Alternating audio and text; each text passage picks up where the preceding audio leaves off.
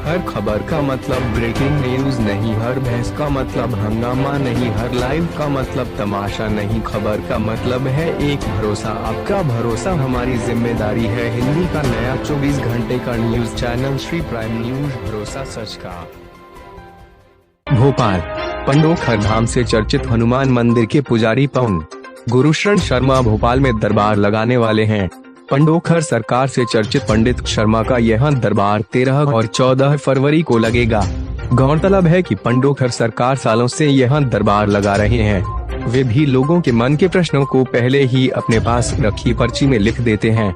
भोपाल में पंडोखर सरकार का दरबार, पर्ची लिखकर बताएंगे मन की बात। त्रिकालदर्शी पंडोखर सरकार का दिव्य दरबार 13 और 14 फरवरी को भोपाल में। भोपाल पंडोखर धाम से चर्चित हनुमान मंदिर के पुजारी पवन गुरुशरण शर्मा भोपाल में दरबार लगाने वाले हैं। पंडोखर सरकार से चर्चित पंडित शर्मा का यह दरबार 13 और 14 फरवरी को लगेगा।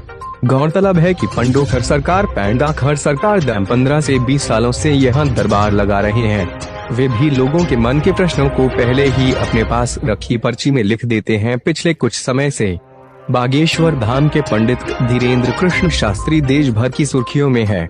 वे लोगों के मन के प्रश्नों को पहले ही अपनी पर्ची में लिख देते हैं। इसी प्रकार पंडोखर सरकार के नाम से चर्चित पवन गुरुशरण शर्मा भी हैं, जो लोगों के मन की बात पहले ही पर्ची पर लिख देते हैं। वे पिछले 15 से 20 वर्षों से इसी प्रकार का दरबार लगा रहे हैं।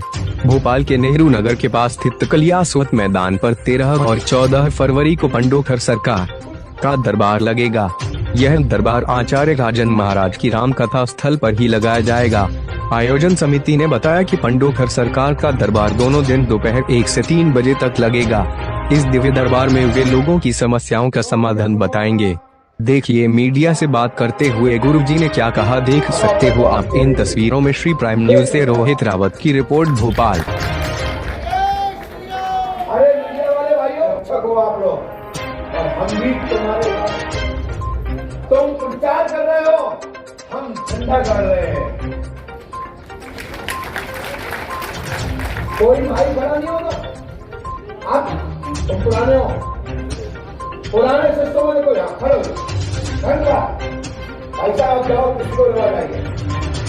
आप कहेंगे भैया टाइम लगेगा 5 मिनट 10 मिनट 8 घंटे 1 घंटे जितना लगाना चाहो, आप जिसको भी भेजोगे लिखा होगा।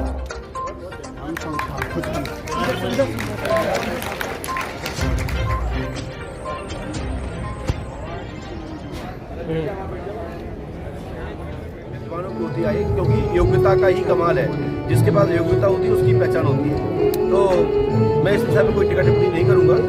परीक्षण होना चाहिए और हर व्यक्ति का शोध होना चाहिए, और शोध होने वाले व्यक्ति को ही स्थान प्राप्त होना चाहिए। और पर्चा बनाना ना बनाना, रीडिंग होना ना करना। अब जैसे हमारी बहन जिन्होंने रीडिंग करके सुहानी जी के द्वारा जो बताया गया वो भी एक विद्या है, लेकिन वो एक ट्रिक है, एक मैजिक है, एक उनका लोगों को रिझाने का तरीका है। और पंडोखर सरकार दरबार भारतवर्ष के लिए 32 वर्षों से चल रहा है, कोई नया दरबार नहीं है। बुंदेलखंड की सीमा से लगा हुआ ग्वालियर चंबल क्षेत्र में पंडोखर सरकार दरबार ही पहला प्रारंभ था, और यहीं से पर्चा बनाने की विधियां विभिन्न स्थानों पर फैल गई हैं। आज 400 जगह पर्चे बनते हैं। बुंदेलखंड में ही लगभग 50 जगह पर्चे बन रहे हैं। लेकिन पर्चा तो कोई भी बना सकता, पर्चा एक आप भी बना सकते हैं। आप भी एक पर्चा लिख के रख के बैठे हैं और आप पूछ रहे हो, मैं जवाब दे रहा हूं। तो पर्चा कोई भी बना सकता है, लेकिन पर्चे में जान क्या है, पर्चे में ताकत क्या है, पर्चा वास्तविक क्या कह रहा है, पर्चे में कोई ताकत है कि नहीं। तो आप देख कैसे रहे, ये आपके नजरिया है। आपने क्या समझा पंडोखर सरकार के बारे में या अन्य किसी स्थान के विषय में, मैं इसमें कुछ नहीं कहूंगा। मैं इतना कहूंगा कि जानो पहचानो, और बिगड़ जाने किसी को मानो मत। और जबरदस्ती का अंधविश्वास को बढ़ावा नहीं मिलना चाहिए, सोशल मीडिया से भी और प्रिंट मीडिया इलेक्ट्रॉनिक मीडिया से भी। जब तक ना जाना जाए, जब तक कोई चीज को प्रमाणीकरण न दिया जाए, उस पर शोध हो, चाहे वो पंडोखर सरकार दरबार हो या भारतवर्ष का कोई भी दरबार हो। लेकिन सनातन को बचाना है तो चौथे स्तंभ को दड़ के रहना है और सत्यता दिखानी पड़ेगी, चाहे फिर वो कहीं का भी कुछ भी हो। पर आपने जो बात कही बनना चाहिए, बागेश्वर धाम ने शुरुआत की थी, पर लेकिन बड़ी चर्चा हिंदू राष्ट्र की। देखिए, हिंदू राष्ट्र तो है ही, इसमें कोई संदेह है ही नहीं, कहाँ नहीं है हिंदू राष्ट्र। लेकिन हम इतना कहेंगे कि इस समय मात्र राम राज्य की स्थापना की आवश्यकता है। सबको एक सम्मत, एक सहत रहे, एक परिवार रहे, क्योंकि ये भारत भूमि सर्व संभव की भूमि है, सर्व जाति पंथ संप्रदाय की भूमि है।